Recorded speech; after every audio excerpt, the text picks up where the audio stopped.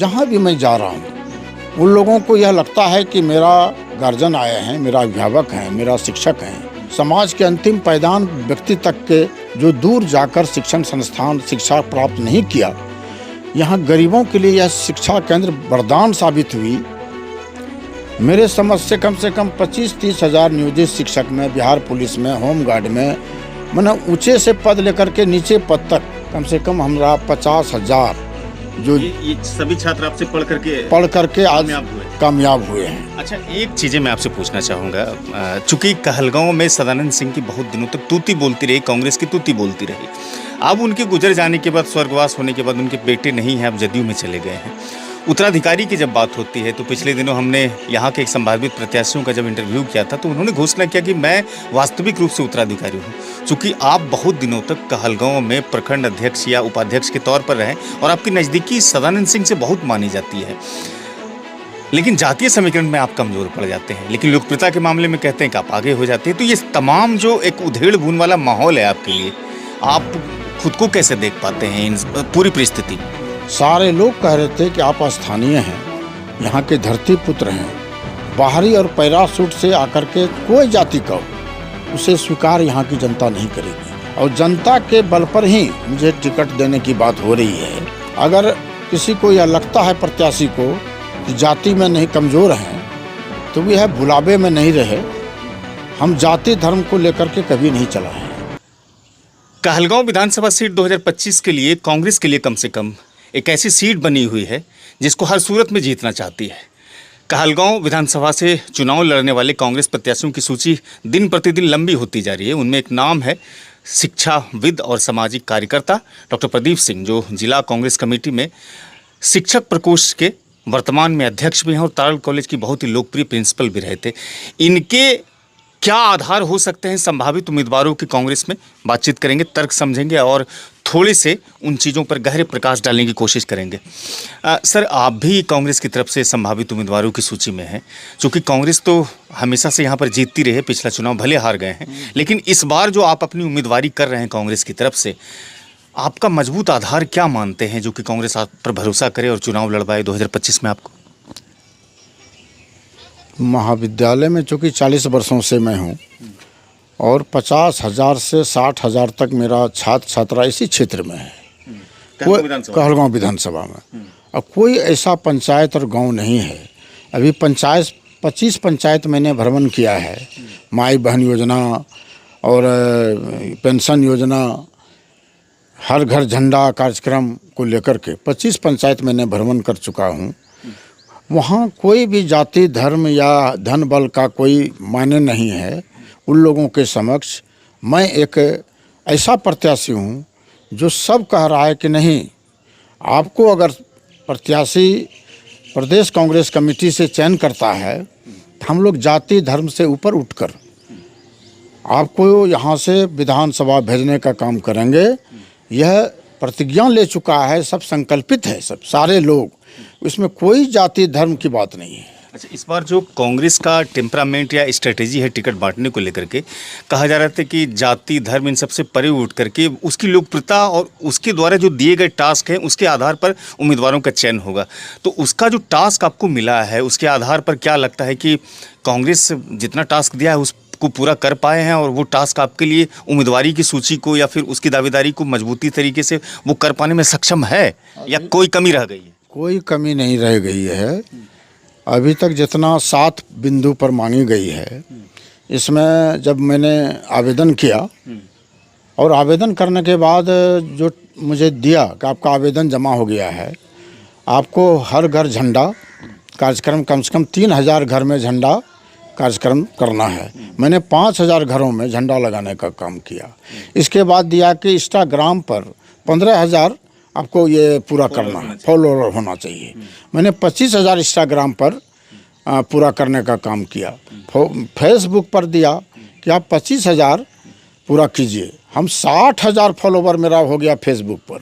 इसके बाद मुझे दिया कि 20 युवा वर्ग, उसमें महिला हो पुरुष हो, हर बूथ पर जितना बूथ है हर बूथ पर 20 लड़के को देना है, जिनका जो कांग्रेसी हो उसको जो है मैं प्रक्रिया में भी हैं, प्रक्रियाधीन है, और करीब हमको लगता है कि 24-25 हो गया, 26 तक पूरा हो जाएगी, 26 जून तक। इसके बाद दिया है कि वोटर लिस्ट मेरा निकला हुआ है। मैं वोटर लिस्ट सारा हार्ड कॉपी और सारा ऑनलाइन जितना किए हुए हैं सबको पेन ड्राइव में, और जनता के बीच जहाँ भी मैं जा रहा हूँ उन लोगों को यह लगता है कि मेरा गार्जियन आए हैं, मेरा अभिभावक हैं, मेरा शिक्षक हैं, और इनके द्वारा गरीबों के, समाज के अंतिम पायदान व्यक्ति तक के जो दूर जाकर शिक्षण संस्थान शिक्षा प्राप्त नहीं किया, यहाँ गरीबों के लिए यह शिक्षा केंद्र वरदान साबित हुई। हर तरह से मैंने हेल्थ एंड विटीकल्चर लाया, एनटीटी का लाया, आपका लाइब्रेरी साइंस मैंने लाया है, फिजिकल साइंस मैंने डिप्लोमा कोर्स लाने का काम किया है। इसमें जो लोग लाभान्वित हो रहे हैं, और लोग रोजगार, जो बेरोजगारी इस क्षेत्र में था, मेरे समझ से कम 25-30 हज़ार नियोजित शिक्षक में, बिहार पुलिस में, होम गार्ड में, मैंने ऊंचे से पद लेकर के नीचे पद तक कम से कम हमारा 50,000 जो ये सभी छात्र आपसे पढ़ करके आज कामयाब हुए हैं। अच्छा, एक चीज़ें मैं आपसे पूछना चाहूँगा। चूँकि कहलगांव में सदानंद सिंह की बहुत दिनों तक तूती बोलती रही, कांग्रेस की तूती बोलती रही। अब उनके गुजर जाने के बाद, स्वर्गवास होने के बाद, उनके बेटे नहीं हैं, अब जदयू में चले गए हैं। उत्तराधिकारी की जब बात होती है तो पिछले दिनों हमने यहाँ के एक संभावित प्रत्याशियों का जब इंटरव्यू किया था तो उन्होंने घोषणा किया कि मैं वास्तविक रूप से उत्तराधिकारी हूँ। चूँकि आप बहुत दिनों तक कहलगांव में प्रखंड अध्यक्ष या उपाध्यक्ष के तौर पर रहे और आपकी नज़दीकी सदानंद सिंह से बहुत मानी जाती है, लेकिन जातीय समीकरण में आप कमज़ोर पड़ जाते हैं, लेकिन लोकप्रियता के मामले में कहते हैं कि आप आगे हो जाते हैं। तो ये तमाम जो एक उधेड़ बुन वाला माहौल है आपके लिए, आप खुद को कैसे देख पाते हैं इन पूरी परिस्थिति में? मेरा पहले ही बोला आपसे कि जहाँ भी मैंने गया वहाँ कोई जाति, धर्म, धन बल की बात नहीं हो रही थी। सारे लोग कह रहे थे कि आप स्थानीय हैं, यहाँ के धरती पुत्र हैं, बाहरी और पैराशूट से आकर के कोई जाति का हो उसे स्वीकार यहाँ की जनता नहीं करेगी। एक तो पहली बात।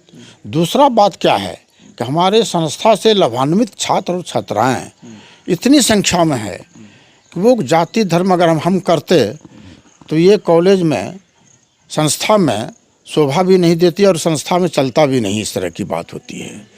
इसलिए जितने भी लाभान्वित हुए हैं हम जनता को सौंप दिए हैं। जनता मालिक है, भगवान है, और जनता के बल पर ही मुझे टिकट देने की बात हो रही है। और मुझे निश्चित विश्वास है, पूर्ण विश्वास है कि प्रदेश नेतृत्व वार रूम से मेरा जितना भी कोरम पूरा करने का वहाँ के मार्गदर्शन के दिशा निर्देश के अनुसार पूरा किया है। निश्चित रूप से ही अगर किसी को यह लगता है प्रत्याशी को कि जाति में नहीं कमज़ोर हैं, तो वह भुलावे में नहीं रहे। हम जाति धर्म को लेकर के कभी नहीं चला है। अगर मैंने सामाजिक सेवा में, राजनीतिक आर्थिक सेवा में रहा हूँ और शैक्षणिक क्षेत्र में मेरी जो लोकप्रियता हासिल हुई है वह भागीदारी में भी आता है। हर जाति वर्ग हमसे लाभान्वित हुए हैं, इसलिए हम निश्चिंत हैं, हम पूरा निश्चिंत। यही मुख्य आधार है। आपने जो काम किया है, जो आपकी लोकप्रियता है, वो जाति धर्म के समीकरण से बड़ा समीकरण आप इसको मानते हैं? बड़ा समीकरण मानते हैं इसको, इससे बड़ा कुछ नहीं है।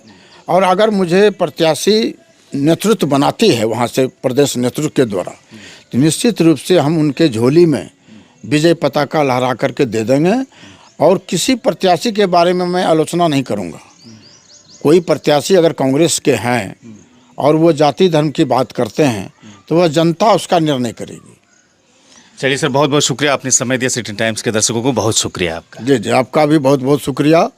आप आए हमारे ऑफिस में, और आपको आते रहिए बिल्कुल चुनाव तक।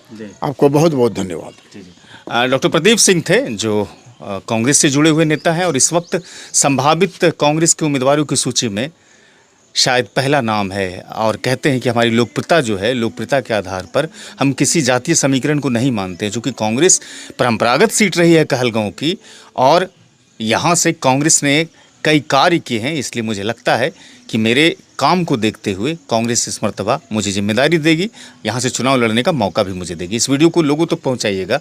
आप क्या कुछ सोचते हैं डॉक्टर प्रदीप सिंह के विषय में, इसकी उम्मीदवारी को लेकर के क्या सोचते हैं, संभावनाओं को लेकर के आप कमेंट बॉक्स में अपनी राय रख सकते हैं। मेरे चैनल को आप सब्सक्राइब कर लीजिएगा सिटी टाइम्स को यूट्यूब पर, और फेसबुक पर अगर वीडियो देखेंगे तो वहाँ पेज को फॉलो कीजिएगा, लाइक कीजिएगा। मुझे सुनने के लिए बहुत बहुत शुक्रिया। पहले की तरह कैमरे के पीछे समीम अपने हाथों से करामात को दिखा रहे थे।